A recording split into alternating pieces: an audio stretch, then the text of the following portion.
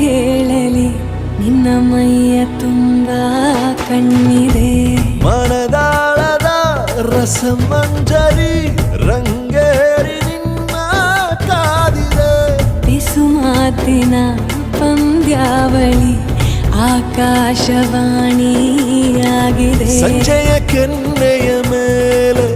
ಬಂದು ನಾಟಿದೆ ನಾಚಿಕೆ ಮುಳ್ಳು ಮನದ ಮಗು ಹಠ ಮಾಡಿದೆ ಮಾಡುವ ಕೊಂಗ